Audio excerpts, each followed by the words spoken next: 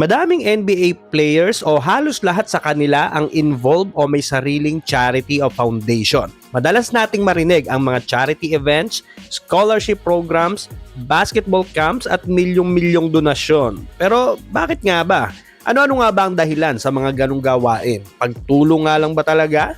O may iba pang dahilan? Tara, pagkwentuhan natin.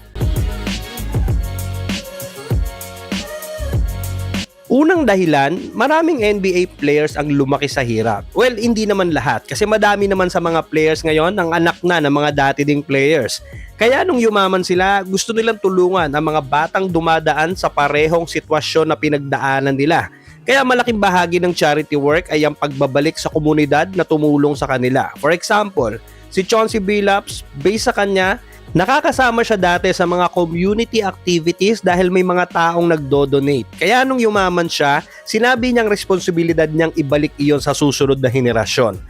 Si Derrick Rose ay lumaki din sa isa sa mga mahihirap na lugar sa Chicago. Nang maging MVP at kumita ng milyon, nag-donate siya ng $1 milyong para sa mga after-school programs ng kabataan sa Chicago dahil ayon sa kanya, maraming taong naniniwala at tumulong sa kanya noong bata pa siya. Habang si LeBron James naman ay madalas silang lumipat ng bahay ng nanay niya dahil sa hirap ng buhay. Kaya bago pa man siya maging NBA star, sinabi na niyang gusto niyang ibalik sa kanyang komunidad ang tagumpay na makukuha niya. Hanggang ngayon, ang foundation niya ay nakatuon pa rin sa Akron, kabilang ang I Promise School at housing programs. May mga player na binabalikan pa talaga yung pinanggalingan nilang bansa para tumanaw ng utang na loob. Example, si Joel Embiid, nagdo-donate ng $1 million sa Cameroon para sa healthcare at education. Si Luol Deng na dating refugee sa South Sudan, nang magkapera, tumulong siyang pondohan ang national team at youth basketball programs doon. Kaya emotional siya nung makapasok sa Olympics ang South Sudan. Si Giannis naman sa Greece. At si Dikembe Mutombo, lumaki sa Democratic Republic of the Congo. Halos buong buhay niya pagkatapos ng NBA, inilaan niya sa mga humanitarian work sa Africa. Basta, madami pa yan sila. Pero syempre, bukod sa pagtulong, may isa pang dahilan kung bakit maraming NBA stars ang nagtatayo ng sarili nilang charity foundation at may kinalaman ito sa taxes. Kapag kasi milyon-milyon ang kinikita mo bawat taon, milyon-milyon din ang binabayaran mong buwis. Kaya imbis na basta lang mag-donate paminsan-minsan, marami sa kanila ang gumagawa ng sariling foundation. Bakit? Dahil bukod sa pagtulong, may legal din itong tax advantages. Halimbawa, kung magdo-donate ang isang NBA player sa qualified charity o sa sarili niyang non-profit foundation, pwedeng mabawasan ang taxable income niya. Pero tandaan, hindi ibig sabihin nito na nababawi niya ang buong halaga ng donasyon. Gumastos pa rin naman siya ng totoong pera. Ang nababawasan lang ay ang buwis na kailangan niyang bayaran. So hindi naman siya totally pagtitipid o pag-iwas sa buwis. Parang ganito lang yan. Imbis na isama mo yung pera mo sa isang malaking pondo at ibang tao ang magdesisyon kung saan mapupunta, ikaw mismo ang gumagawa ng programa at ikaw ang nagsisiguro kung sino ang makikinabang. Para lang yang imbes na mag-donate sa gobyerno para sa mga nasunugan o nabagyo, mas pinili mong ikaw na mismo ang mag-abot sa mismong nangangailangan, lalo na dito sa atin. Baka maibili pa ng maleta yung iba. So, mas may control sila kung paano gagamitin ang perang inilaan nila. Kung gusto nilang mapunta sa scholarship, basketball camps, ospital o pagtulong sa sarili nilang komunidad.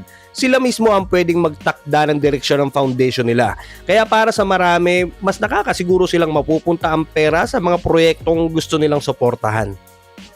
Another reason ay ang personal brand at legacy.